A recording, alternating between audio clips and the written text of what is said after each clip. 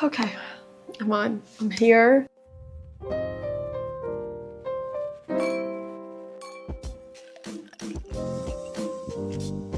Welcome back to another episode of Whiskey and Wine. I'm Sam. I'm Heather. And I'm sorry, we have been gone for a little bit. We have had a absolutely chaotic July. We were traveling all over the place. We had 2 different weddings that we were working. There was a lot that was going on. But we're back, and we're here to talk whiskey and wine. And we've got kind of a fun video. It's one that we've actually meant to film twice now, and 2 different things have happened to mess it up. So we're going to get through it this time. It's going to work. You're welcome. Yep. It's going to be great. But today we are talking about what you should know if you're going to be breaking into whiskey or wine. So this isn't like a top 10 whiskeys that you should look for, top 10 wines you should look for. This is concepts. Yes. And then how to discover on your own. Because everyone's going to go about it their own way. Like even for us, how we kind of got into whiskey and got into wine was not the same way whatsoever. Mm-hmm. So this is going to just be a couple of tips, tricks, and things like that you should know that's going to help you out along the way. So we are going to start with wine. If you want to just jump to the whiskey point, I'll try to remember to put the timestamps down below, but you can jump ahead if you want to, but I would encourage you to stick around. So for wine, really for both of them, the first thing that you really should do is figure out your personal preferences. And this could just be really basic flavors. Like, do you enjoy the flavor of tea, coffee? Do you like fruity flavors? Really, and not even specific to wine, but just what are the types of flavors you enjoy? Yeah, and if you are someone that you like, specifically say more rich things, like say dark chocolate cake you really enjoy, or you like a richer, sweeter latte or something like that, then you might end up gravitating towards some wines that are going to just have a richer, sweeter profile to them. Mm-hmm. And knowing, again, just about yourself and what you like is going to help you so much. Because a lot of people are going to say, here, you should try these wines and not know anything about what you like. I know we've had that where someone's like, oh yeah, you're really going to enjoy this wine. It's a fantastic, like, white wine, blah, blah, blah. And it turns out to be like a Chardonnay or something like that. And as I've previously posted and shared, don't really enjoy wine that tastes like butter. Yeah. I don't know why. Like, I love butter and I love wine, but I don't love them in a glass together. So don't always take someone else's, I guess, their suggestions as gospel. Figure out what you like and then go to the next step. The next step here is going to be going to like a local wine shop or going to a winery and doing some tastings. No, personally, I feel like I was able to get the best out of some of the tasting experiences I've had when I've gone in the off season. So if you and the girls are all available in the summer and you want to go on the on season, that's great, and more so about just you hanging out with your friends, because the venue is likely going to be busier and may have less time to actually explain some of the details of the wine to you.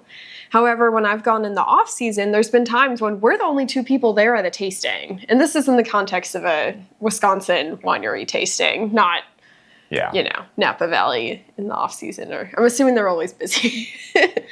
Maybe. They're still off season. Yeah, they're still off season. But when we've gone in the off season, there's been times when we're the only ones there and we have the undivided attention of whoever is the person leading the tasting that day. And it's so exciting to just kind of like hear what the words they use to describe flavors. I would taste something, tell them my thoughts, and they would be like, ooh, based on that, approach, I think you actually might like this other one, which I may have not even realized was on the menu. And that's going to be a lot better than just picking 5 random things that you don't know anything about. Which, again, I've done that. The tasting roulette, where you just are like, I have no idea what this is, but I'll do these ones. Sometimes you get lucky, but sometimes you learn what you don't like. Yeah. The hard way. So getting to try those samples is going to be great. And what you want to definitely do, especially if you're starting out, is just keep some little notes. A really easy way to do it, just take a picture like on Snapchat or something like that. Anyone still uses Snapchat, and just make your notes about whatever it is. So you can see the bottle, make the notes about what you felt about it, and then you can just keep that. It's a really easy way to do that. That's how I survived my organic bio class in college. It'd be like, pictures of whatever skeleton. I'd take a picture and like label the species and blah, blah, blah, or Snapchat. So again, that way, let's just say you're going wine tasting over the weekend and you go to 3 different wineries, and then you get back to your place Monday morning and you're like, wow, I really liked wine, but I don't know what wine. Just, I don't know what I enjoyed. Like, what even happened? So that way you can just, look back and be like, oh, okay, so the one I really enjoyed was the Sauvignon Blanc. And so that way, next time I go to my local grocery store, I'm going to pick up a Sauvignon Blanc to try. Yeah. And if you don't have access to a ton of wineries or a nice wine store that offers samples or things like that, what I'd recommend doing is when you go to your larger grocery store, just go get 1 or 2 bottles and just try them. Mm-hmm. And don't spend too much on it. Usually I'd say $20 is tops. Like, if you're just trying that whole branch, you don't need to go crazy in cost. I would say $20 absolute tops. You can find a decent bottle of wine for $15 usually. So go try it, see what you think, and then go from there.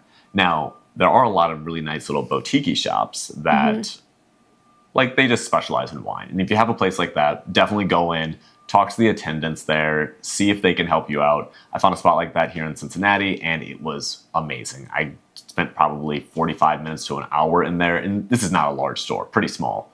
Spent a while in there. Yeah, I think sometimes your little kind of hole in the walls, those are the best ones. The coffees and wines, I don't know if you guys heard that, but they are doing construction and it was quite loud. Yeah, that was obnoxious. Anyways. Right, moving on.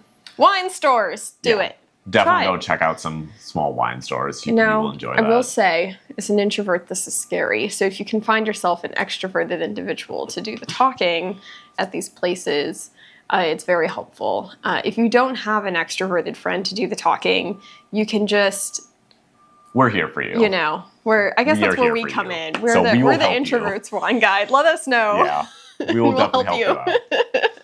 So as far as what you're looking at when you're getting into wine, obviously the main areas you're going to have are your white wines and your red wines. Obviously there's also your rosés, sparklings, and desserts, but usually people don't do too much with those for really getting into wine, I guess. They're delicious. Yeah. Definitely a thing to explore, but you don't need to start there because then you have to choose from 5 options and that's overwhelming. So you just choose from 2, red or white. Yeah. So depending on, again, what you like for your flavor profile is probably going to dictate which one you like to go for.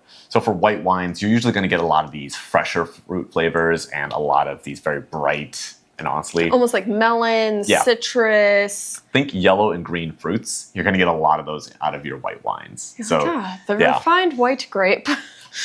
Yes. So you're going to get things like lemon. You're going to get yellow apple, pear, honey, beeswax, just these really nice light flavors typically is what you're going to find out of your white wines. And of those, you can range from dry to sweet too, which is another, within any of these flavor profiles, you could have a white wine that's more citrus, but overall kind of dry. But there's options. As far as what white wines you could probably look for, there are going to be some very staple options right off the bat. Obviously, most people know about Chardonnay, but I'm going to say this, if you don't like if you don't like the taste of just bland toast in a ton of butter, don't go for Chardonnay first. I thought I just did not like white wines because I had Chardonnay first and I hated it. But I'd recommend probably looking at something like a Sauvignon Blanc, a Pinot Gris, or a Riesling. Riesling, especially if you can look for a sweet Riesling, if someone does like a sweeter white wine, this is going to be a really good option. And of course, there's always Moscato. Moscato is going to be a fantastic white wine. It is super sweet for the most part, but it's still a very good entry point. Could be described as the patio pounder. It could be. For the red wines, though, typically here you're going to be thinking about a lot of these deeper flavors. So again, think red fruits. So you're going to be finding anything from a fresh strawberry, bright red cherry, to a dark cherry, more of a stewed, pie filling. You're going to find also a lot of things like chocolate, tobacco, even graphite, which is a very interesting flavor to get. But you're going to get all these deeper flavors typically. Here, some really good options. I would just say Cabernet Sauvignon, a Pinot Noir would be a really good option. And I know a lot of people are like, oh, Pinot Noir, that sounds weird. If you can find an Oregon Pinot Noir you will most likely enjoy it. So good. It is one of the best styles of Pinot Noir that I've ever had, Mm-hmm. but again, that's just me. So again, don't take what I'm saying as gospel. Try it for yourselves. Go try it. See what you think. But you're going to be finding a lot of these, again, these red fruits, these deeper, Mm-hmm. earthier tones is what you're going to typically find in a wine. Sometimes tea flavors. Yeah.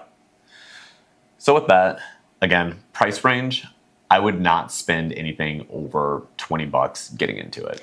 Because I think, if I line up, 5 Pinot Noirs who range from $10 to $150, sure, I might be able to taste the difference between those Pinot Noirs. But if I'm just exploring categories of wine, if you pick all like $20 or less categories, that at least just helps you decide which type of grape varietal you might like.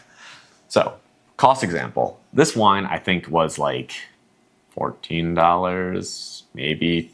It's a Cooper's Hawk. Yeah. All of their stuff is less This than is 20. Cooper's Hawk. Except for some of their specialty thing. Moving on. And this is technically a product of Italy. So, this should be really expensive. This is just a good bottle. It's not anything insane. It's technically a Moscato. Nothing insane. It's just a good bottle. Now, And it's delicious. we've got, who's over there? Ta-da! This guy, which is a Cabernet Franc, is this one? Yes, Cabernet Franc, Coming out of California, Sonoma County. much more expensive. Much more. Is it worth it to us? Yes. But starting out, if you would have given me this and this, I know this is red versus white here, but I would probably have enjoyed this way more than I would have enjoyed this. I don't know about you, but I think a Cab Franc would have been too much starting out. I definitely lean towards lighter-bodied Pinot Noirs. so don't feel like you need to go with the expensive one that everyone's saying you should go for. Feel free to go for the cheaper one and enjoy yourself drinking the cheaper one. So with that, let's jump over to whiskey. All right, jump into whiskey. So if you jumped over the wine, welcome. If you watched through, awesome. We appreciate you. Even though we appreciate everyone who's here. You guys are awesome. Of course. But we're going to dive into whiskey. So if you did skip over that first little portion, one of the things I was talking about was the first thing that you need to do when it's coming to figuring out what you should try, know your own palate. I can't tell you if you like baking spices or mintiness because I don't know what you like. Only you could decide that.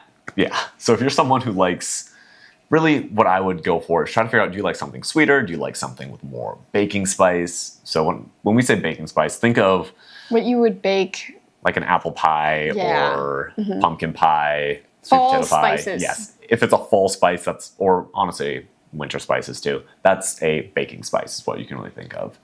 But think about, so do you like something sweeter, something baking spice? Do you like something maybe that's a little smoky, something that's a little bit more... Do you enjoy the smell of a campfire? Yeah. Just consider what you like when it comes to your normal flavor profile for what you would get for drinks or even just for food.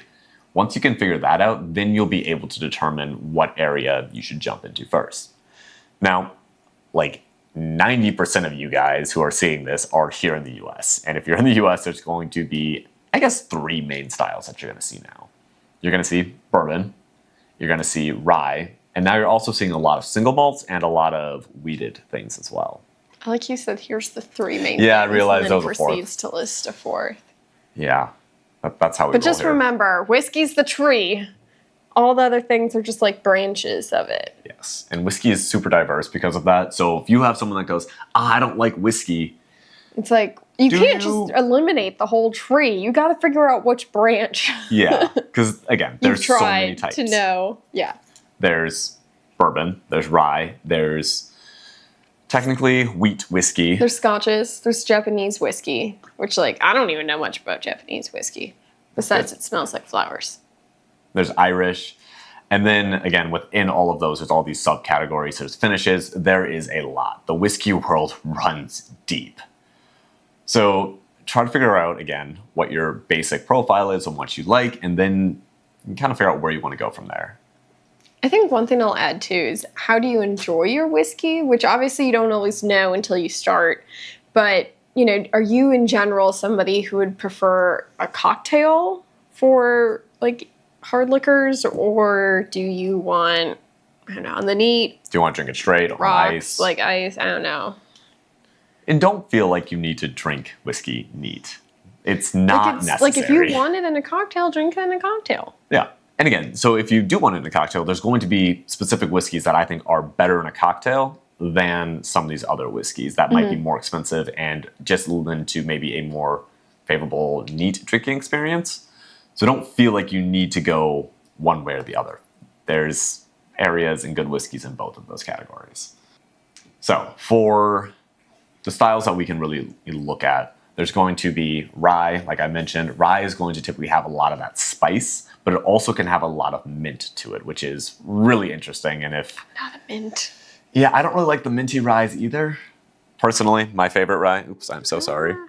It's going to be this little guy coming out of Middle West here in Columbus, well, up in Columbus.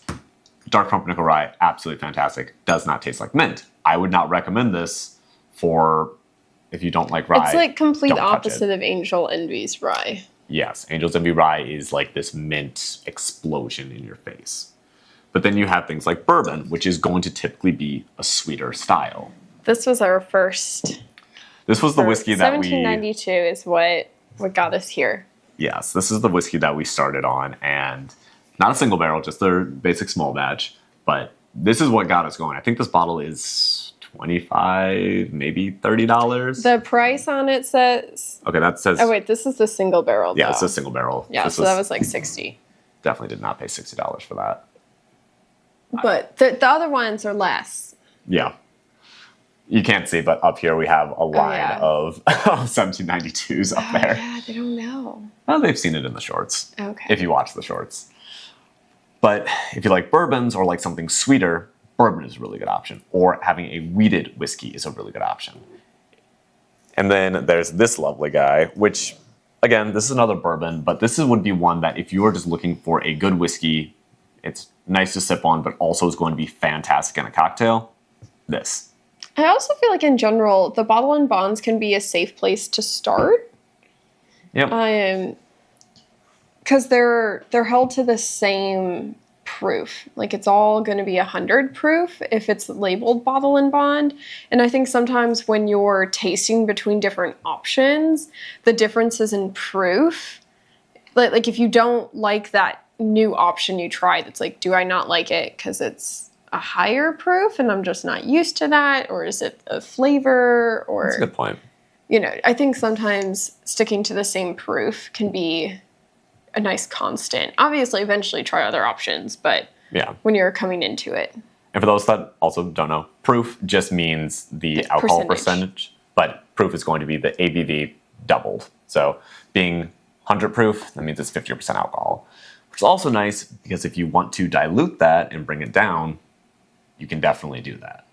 It's just easy math, you know? The bottles out here that are like, I'm 27.3. I'm like, I don't do that type of math in my head, you know? Like that's a lot.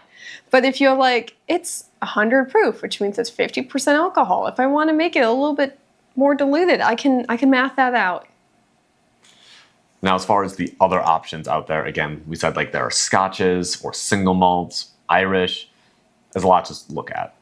Basically, I'll tell you this. Irish is going to kind of taste like a shortbread sugar cookie. Or, shortbread sugar cookie, kind of that idea. Scotch, depending on what you're looking at, could either be super smoky and think of, honestly, I know it sounds weird, but a little bit of bonfire mixed with tire fire. Or it's how it kind of turns out a lot. I know it's weird. In a really nice way. It works. Or you're going to get a lot of this graininess and a lot of these wine finishes. Don't let that put you off to Scotch. Scotch is fantastic, but it is a little bit weird to some people, especially here in the U.S., who are used to bourbon bourbons and are rye. very sweet compared to some of the scotches. And for anyone that's out there saying bourbon isn't sweet, it is mostly corn, which Corn makes it is super sweet. Yeah. If you ever get to The try amount of starch in corn is off crazy. the charts. If you ever get to try There's a the reason why we malt or feed it. the fermentation, what's kind of going on, you get to try it and see how sweet that is, you'll understand. But with all of this, where do you actually want to start? Pick somewhere. Just pick something and start with it and see what you think. And I think like trying it at bars is a really safe place because in general, I feel like whiskey can be overwhelming because of the price point. It really can. And that's always something, like, same thing with wine. You don't have to go for the most expensive bottle to first decide if you're going to like something. I think, arguably, even if you are going to spend a ton of money on a bottle, you should have some form of concept of what you're buying and, like, expecting to be in that bottle before you would spend that much money on it. So speaking of that, really good example is this bottle. This is a bottle. If you can't see, I'll see if I can get it close enough so you can actually see. This is the good old Thomas H. Handy from Buffalo Trace. Absolute banger bottle. I loved this. But if you would have given me this to start with, hated it. I would have hated it. It would have been way too hot, not great. Everyone that I had try this hated it. They all said it was too hot. And this is like relatively expensive bottle. Like on the secondary, this thing is going for way too much. I'm just gonna live down here for now. So I would never say start with that. You'd be better off starting with a $30 bottle of whiskey or a $20 bottle of whiskey. That's just good. That's it. But things you're not going to necessarily know that until you try it. So trying it at a bar, if you can find a good whiskey bar. Also, like being able to try stuff in cocktails. Ironically, that was how I first got into scotches, was the cocktail called the penicillin.